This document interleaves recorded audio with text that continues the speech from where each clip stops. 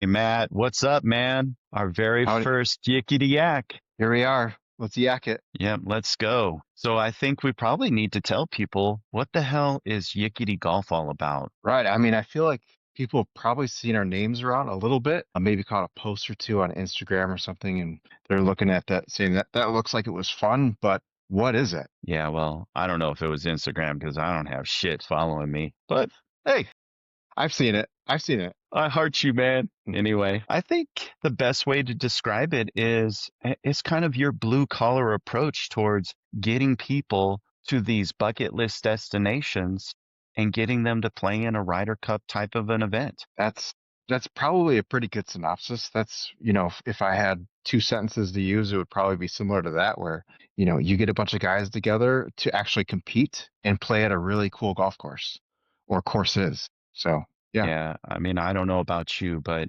I kind of have this bucket list. It's all in my head of where I want to go, where I want to play. I got to hit them, dude. I've been golfing for a long time, and I think that's just as important to me as to play the cool golf courses as, most of the other things like the social aspect and everything. Like, yeah, it's fun to go play at the Muni, but every once in a while it's great to go to a destination and play somewhere super nice. Yeah. Yeah. I mean, like I said, we're all kind of blue collar. We're grinding it out at work. We're grinding it out for par. We're just trying to figure out our game. But man, I tell you, every once in a while, it's really nice to get out, go play. Buddy trips are awesome. But honestly, how easy is it to put together a buddy trip? For me, not that easy. I mean, I don't get me wrong. I have guys that I play golf with on the weekends, but to put a trip together, that's adding some complexity to the whole scenario that I don't necessarily have time to handle, or quite frankly, the patience sometimes with even my friends or my family to do that. But yeah, I think that's always been for me, part of what's held me back in the past from doing stuff like this. Yeah. Yeah. Well, I had a dream, honestly. I think it dated back to, gosh, probably early 2010, 2011, where I had a friend who just like every year they would go out to Bandon Dunes and they would do a Ryder Cup style event. There were 16 of them. Sometimes they got it up to 24, but they were out there and they went all out. We're talking about the stupid flat hats, the knickers, looking like a bunch of assholes. Ugh. But I have to tell you, man, I was jealous. I wanted to go so bad, but I wasn't in that network of friends. And I honestly just didn't have that group. So I said, damn it, I'm going to start. And we kind of went on that mission. And I think it maybe started with about 8 or 10 of us. And it was more just friend of a friend. Hey, let's do some tournaments. Let's play, here. Let's go to some of That's a good these. start. Starting it Yeah. out with like eight people. That's, again, I play with basically the same group of guys all the time, but to get eight people to venture out, well done. Yeah. Well, actually, the very first tournament that we did, we had 24. It was Yeah. just friends of friends of friends of friends. And we set out to really just kind of do a couple of things. One, I think we wanted to have just an opportunity to compete in a fun style of a format. And this at the time was in Northern California, and Northern California has some fantastic courses. So the first one that we rolled out, it was simply just, hey, let's play this style of tournament. I think it was an individual stroke play tournament. We had skins, we had prizes for winners, both gross and net. And it was a hit. And soon after, I had a bunch of them asking, hey, when's the next one? Where's the next one? So we went on this little mission where every quarter we were doing a different location with a different format. And next thing you know, we ran 2 or 3 years straight of just going to a different course in Northern California that we wouldn't normally play. Yeah. So Call it were you guys all like members at clubs or in men's clubs or nope. anything? Okay. Nope, not at that time. It was, I had some buddies that like to play golf. They reached out, knew some other people. Really, I think what happened is there was one guy in particular that knew another guy that had some association with the men's club. And next thing you know, a bunch of them start rolling in. And the men's club is a really good point. I personally play in a men's club now and I love the competition. But you know what? I'm at the same course, playing the same drive formats. And sometimes I like to mix it up. And part of Yeah. Yikiti is really just bringing in some fun and different types of formats. And it's about the And going cash, going baby. something, yeah, well, the cash definitely helps. I've gotten some of that. But yeah, going somewhere different. that's part of the appeal to me as well too. Yeah. Yeah. How far away were you guys going to start out with? Well, I think the furthest that we went, I would say, was about 100 miles in the Auburn area. Auburn in those foothill, just above Sacramento. It's got some pretty awesome courses. So we went out there and played. But I mean, we played Silverado. Hell, you've played Yochadiki, man. Yeah, That's like resort style golf. If you haven't definitely. played, you got to get out to Yochadiki. No plugs. No free Yeah, plug. yeah, yeah. Hey, pay us. Winty is another one. That was a fantastic course. And I would say one of the most fun courses that we played, just because it was kind of right after the PGA, was Harding Park. That was awesome. Oh, And just to, I mean, that we had 36 people for that because that was a pretty great course to play, especially rolling out of Morikawa winning that thing. so that to me sounds a little intimidating. Getting that many people together. That's part of the reason why I haven't really done stuff like this outside of Yikiti. So kudos to you for that. Well, I mean, first of all, I don't know. Some of my friends will say I'm a little bit of a control freak. Maybe I might Rumor. cop to it. Only a rumor. Yeah. But you know what? I think I always put myself in the position of consumer first. And I'm just your average Joe. Like I said, blue collar guy. What speaks to me is ease, path of least resistance. So as a consumer, I want to be able to just click it and go, whatever it is. The internet's supposed to make things easy. So one of the things that I experimented with very early on was, you know what? Everybody's got to pay up front. It's not that I'm trying to be a stickler, but ultimately, I was finding myself on the putting green or at the driving range trying to get some work in or trying to get warmed up before my round. And people are coming to me asking me a bunch of questions or paying me or, who am I paired up with? What time am I teeing off? That's rough. So I Yeah, just especially if decided, you want to play golf. Yeah, that yeah, stinks. I don't yeah. want to be bothered when I'm trying to warm up. Yeah. So we started doing some upfront payment, and then I just started experimenting with some other things. Can we do this through a website? Can we get people registered very easily? Can we do the types of things that literally would allow people to show up and play? Well, yeah, let's talk about that a little bit. Like, so you talked a little bit about how the idea came up. You talked about how it kind of started, but where does it stand now? Like, how does it work now? Man, we are doing bucket list Ryder Cup events. It's on, baby. In fact, we've got one that we're announcing in January. I'm looking forward to it. It's probably going to be for me one of the most iconic best set of courses that we've done yet. From what I saw, I could not agree more. I hate to use the word epic. I think it's overused and Yeah. lame a lot of times, but yeah, I've seen some of the pictures and I started looking on YouTube and everything at some of the courses and I'm like, wow, aesthetically wise, golf wise, I'm not sure that we're going to be able to top this one coming up, but I guess we'll have to try. Well, we're going to top it, Matt. We're going to top it. I mean, in I a don't know. future episode, I think we can talk about bucket list courses, and I'm sure we'll be able to come up with things that'll top this. But to take the cryptic out of this, we're going to St. George, y'all. We are going to play Coral Canyon. We're going to play Black Desert, and we're going to play the Champions Course at Sand Hollow. Awesome. Like I Kind said, of gives me a little bit of goosebumps right now. if you just like Google and look at some of the pictures, it's crazy. Just the green on the red, the canyons and the rocks or whatever the hell they call them over there. It's amazing. I've been to St. George, but I've never played golf there. I cannot wait. I can't wait. Yeah. St. George, Utah is the only place in Utah that I want to go, or would go. I put in my Well, time in Utah, but yeah, yeah, no, it looks great. yeah, I've been there. In fact, been there a lot. I've got family that are from there. So, in fact, Cedar City. So, I have been down there in southern part of Utah.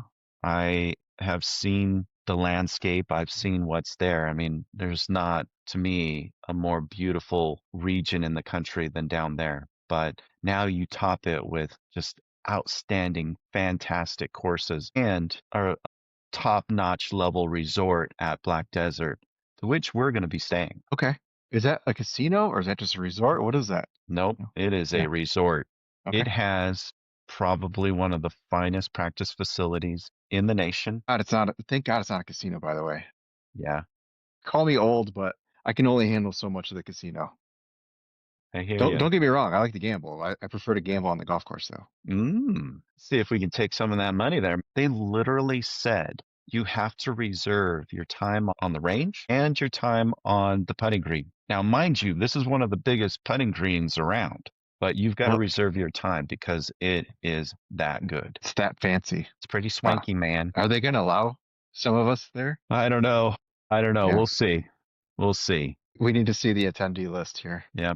But for those of you that are thinking that this is just a lockdown group and it's just us going, well, I got news for you. That's where Yikiti comes in because what we're really about is bringing those of you that maybe don't have the group. You've got the desire and you've got the want. Maybe you don't have the group, or maybe you're like Matt, you just don't want to organize this shit. I got you. That's what I do. We have put together a website. The registration process is extremely easy. We've got package options. We've got payment options. So if you're somebody who is coming on your own and wants your own room, we've got a single occupancy room for you. If you've got a buddy and you want to share a room, make the price a little bit more affordable, have that too. We also have an option for those of you that have racked up a bunch of points and maybe can stay at a separate hotel. That's available. So the I think it's package, I yeah, think I'm it's sorry. cool. Like you can divvy up the package if it's just for you, if it's for you and a friend, it's for you and a few friends. Like Yeah, the options are all there. Like it's not cut and dry. It's not like only one way. And the other thing that I like is if you go on the site to register, all the information is there. All the prices are there. Everything is in front of you because I know from experience looking up this stuff to do in the past, like I would love to do a guy's trip or get a trip put together for me. It's so ambiguous and there's never any answer. And you got to email so and so and wait, 5 to 7 business days for some weird answer and reply. With the site that you've put together, you go on their website and you can see what the dates are, how much it's going to cost, where you're going to stay. Like it's all in black and white. The only part that's not in black and white is it you? Is it you and a friend? Is it you and two friends? Like that's the ideal scenario again for me. yeah, yeah. Well, it's like I said, it's that user experience. And the other thing that's very important to me is, I run a budget. I got a household. So what is most comfortable? Some people can just pay for it straight up. We've got a pay in full option. We also have an option where you can split the payments in two. You to register to lock in your spot, you pay a little deposit, but then we split those payments up. But lastly, for those that are on a monthly budget and just want to make sure that they can get to something like this, but make it affordable to their budget, we've got monthly installments. The only thing that we're asking is have it fully paid for before you show up. We put you on a subscription. It gets automatically paid every month. I'm not charging you any interest. It's all about just making it feasible to get there. That's awesome. So there's a price, and you can pay for it in one payment, you can pay for it in two payments, you can pay for it in monthly payments, just whatever's easiest for that person. So yeah, That's right. another reason why it's been so easy to do a few of these for me. So thank you for that. Yeah. That's how I roll, Matt. So what do you think? You think it's time to get into the yak off? What'd you say? A yak off? Yeah, I know. It's pretty stupid, Okay. huh? No, it makes sense. It makes sense. Yeah, absolutely. What do we got for the yak off? I don't Or should I know. start? Should I start? Well, I mean, I'm thinking about golf euphoria. Interesting way to term that. Yeah. What in the hell are you talking about? Well, I guess, it's that inertia. It's that feeling. It's that emotion that you get when you hit that shot. Whether you are hitting a great drive or sticking a wedge, you know that Got it. feeling. Got it. Yep. I do know that feeling. For me, I hit so many bomb drives it doesn't even count anymore. But I can tell you from experience, my Yikiti is draining a putt for the win. There's something about the competition, being on the 18th green or the 17th green, wherever you stand in that match, and being able to drain a putt in one of your buddies' faces for the victory. That to me, I will take 10 times out of 10 over a big Yeah. drive or Yeah. anything. And to refer to what Matt's talking about, yeah, that inertia that we talk about, we call that yickety. So yeah, I'll tell you, I love a great putt. I mean, nothing really can top sticking a wedge, but the feeling of just blasting a drive right down the middle, carrying your buddies by 20 or 30 yards. I don't know, man. It just kind of gets me pumped up. Well, yeah, because it doesn't happen to you very often. What? I remember being at Yochadihi and you hitting your second shot, getting to me and saying, "What the?" I know, I kid. Yes, yes. Well, it doesn't happen very often. I was slotted that day. I don't think I've heard that term either. What, slotted? Yeah, never. Come on, you've heard. I've Dropping it never. in the slot. All right, look it up. Yeah, That'll be drop. it. No, no, I know drop it in the slot, but slotted. I've never heard that All right, before. well, I shortcutted that shit. No, I mean, I get it now that you explain it, but I guess it's up for debate. Is that an actual golf term or not? We'll have to find out. I guess But so. dropping it in for the win. I did that in the last one, right? I did. Yeah, I do know. Yes. And I did not putt. I chipped it in. That was insane. Clutch. Yep. Clutch. I mean, our team didn't win, but I won my match, tipping it in off the green for par after taking a penalty for hitting it a little bit through the fairway and not being able to find my Too ball. strong. Too strong. Too strong, but you made up for Yeah, it was one of those bomb drives. it. No, yeah, you could probably keep up with me, but I don't think so. No, I've taken the tempo way down. I'm trying to work on straight and in play as opposed slotting to it, trying to slot it, slotting it. right.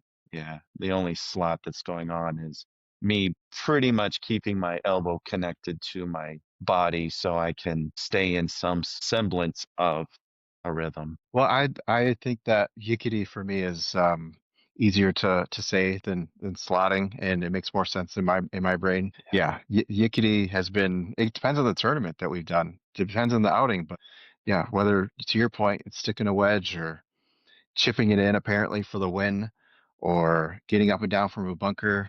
That's Yikiti, and that's what this is all about.